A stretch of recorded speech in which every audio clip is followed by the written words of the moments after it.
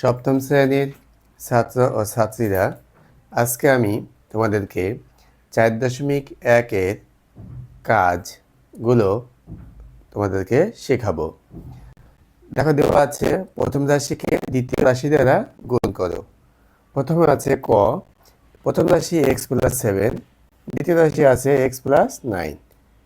আমরা প্রথমে লিখে নেব এখন, তারপর লিখবো x+7, নিচে লিখবো x+9। তোমরা নিশ্চয়ই আমরা আগের ভিডিওটা দেখেছো যে গুণ করার নিয়মটা, প্রথম রাশিকে দ্বিতীয় রাশির এই প্রথম পদ দিয়ে আগে গুণ করতে হবে। এক্স দিয়ে আমি এক্স দিয়ে আমি প্রথম রাশির এক্সকেও গুণ করব এবং 7কেও গুণ করব। এক্স দিয়ে এক্স গুণ করলে হবে এক্স স্কোয়ার, এক্স দিয়ে 7-এর গুণ করলে হবে +7x। ঠিক আছে, এখন আমরা 9 দিয়ে প্রথম রাশির দুটি পদকে গুণ করব এবং সদৃশ পদগুলিকে নিচে নিচে লিখব। দেখো, 9 দিয়ে এক্সের গুণ করলে হবে 9x। এই দেখো, এখানে লিখব 9x। হ্যাঁ, আর প্লাস প্লাসে প্লাস, সামনে প্লাসটা এখানে লিখতেও পারি আবার না লিখলেও পারি। হ্যাঁ, এবং 9 দিয়ে 7 গুণ করলে হবে 7×9 = 63। দেখেছো, এখানে কোনো সংখ্যা নেই, তাই আমরা এটাকে আলাদা করে লিখবো, প্লাস প্লাসে প্লাস 63। এই প্লাসটা আমরা লিখব না, এখন যোগ করে দিব। x² প্লাস 9 আর 7 কত হয়? 16 প্লাস 63। দেখো, অ্যান্সার হবে x² প্লাস 16x প্লাস 63। আশা করি তোমরা বুঝতে পেরেছ।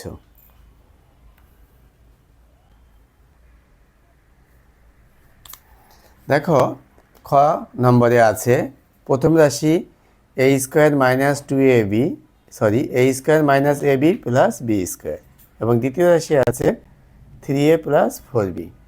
এখন আমরা কীভাবে লিখব? প্রথম রাশিকে আগে লিখব, a² - ab প্লাস b², এবং দ্বিতীয় রাশিটাকে এর নিচে লিখব 3a প্লাস 4b। আগে অঙ্কটার মতোই প্রথমে আমরা দ্বিতীয় রাশির প্রথম পদ দিয়ে প্রথম রাশির প্রত্যেক পদকে গুণ করব। 3a দিয়ে a² গুণ করলে হবে 3a³।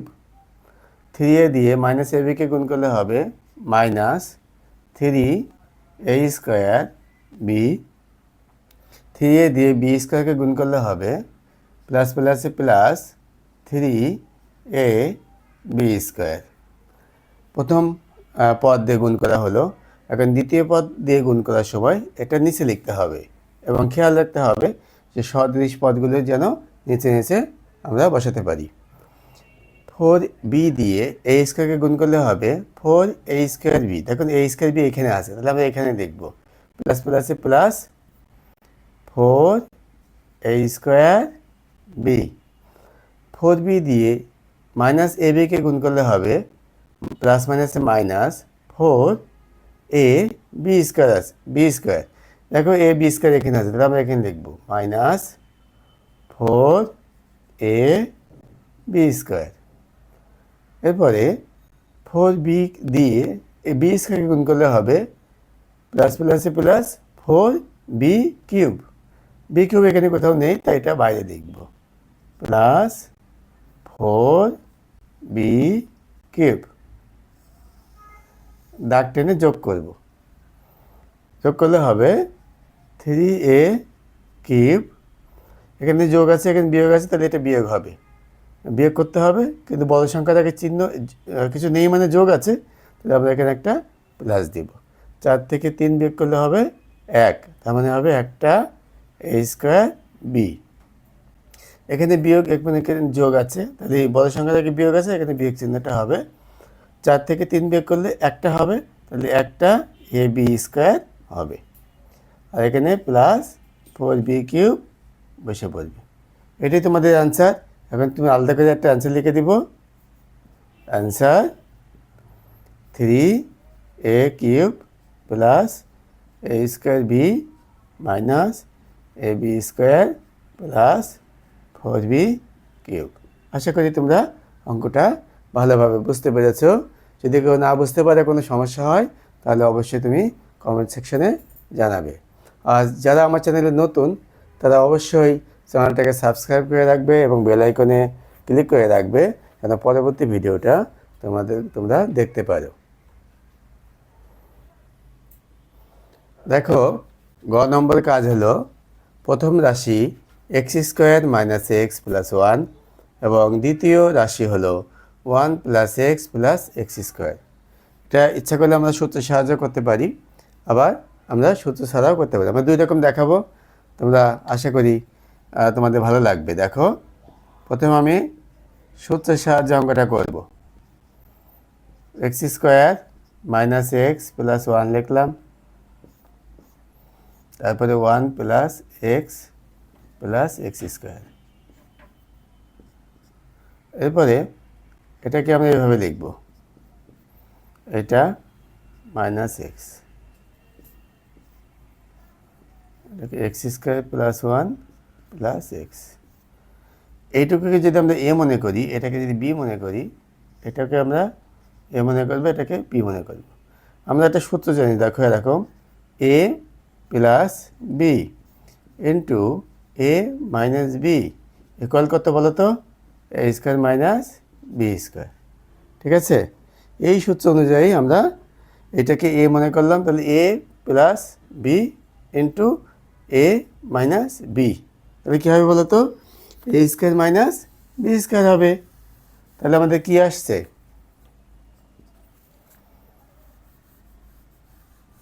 আমাদের হবে X square plus 1 whole square minus X square. ঠিক আছে, পরের লাইনটা আমি এখানে লিখে দিই। এটা এ প্লাস বি হোল স্কোয়ারে আবার একটা সূত্র যায়, তাহলে কী হবে?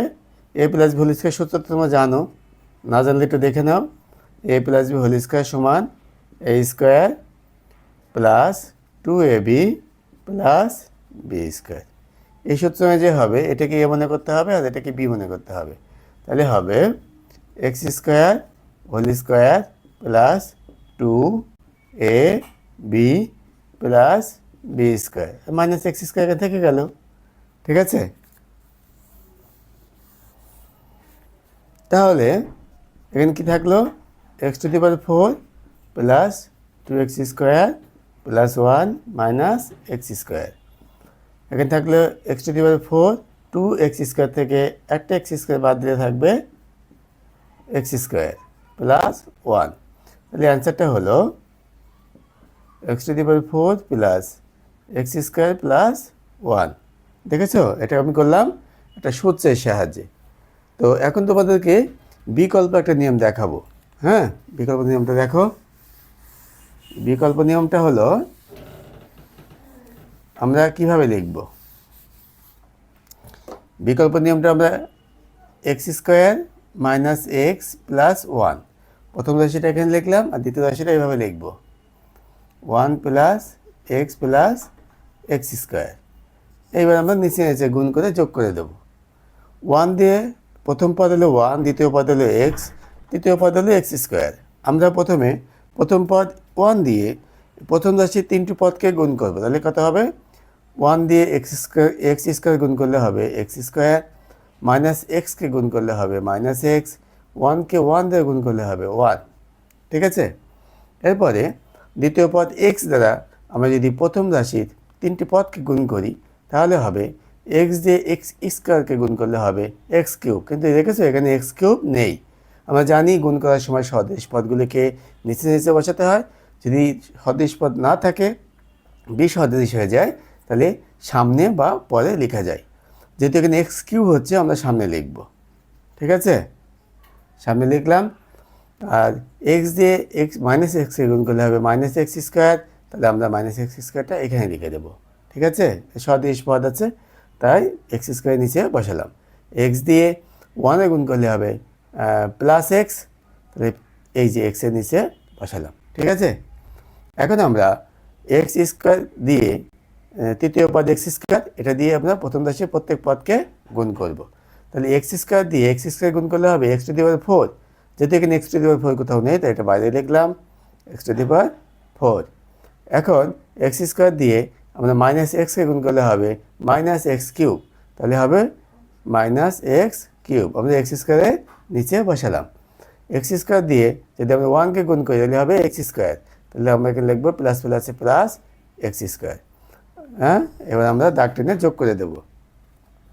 দেখো এখানে হবে এক্স টু দি পাওয়ার 4, আর এখানে মাইনাস এক্স কিউ, এখানে প্লাস এক্স কিউ আছে, এটা কেটে গেল, আর কিছু থাকলো না। আর এখানে প্লাস এক্স স্কোয়ার আর এখানে মাইনাস এক্স স্কোয়ার, তাহলে এটার সাথে এটা কেটে গেল, কি থাকলো একটা প্লাস এক্স স্কোয়ার থেকে গেল। এখানে প্লাস এক্স আর মাইনাস এক্স কেটে গেল, তাহলে এখানে কিছু থাকলো না, আর এখানে প্লাস 1টা থেকে গেল। তাহলে আমাদের অ্যান্সারটা কী হলো? অ্যান্সারটা হলো x to the power 4 plus x square plus 1। আশা করি তোমরা বুঝতে পেরেছ। আমি এই গুণটাকে দুই রকম করে দেখালাম, তোমাদের যেটা পছন্দ হয় সেইটাই তোমরা চুজ করে নেবে, সেটাই করবে। আশা করি তোমরা আমার অঙ্ক যদি ভালো লেগে থাকে একটা লাইক দিবে এবং সাবস্ক্রাইব করে রাখবে, আর পরবর্তী ভিডিও যেন দেখতে পারো এই জন্য বেল আইকনে এটা ক্লিক করে রাখবে। Thank you.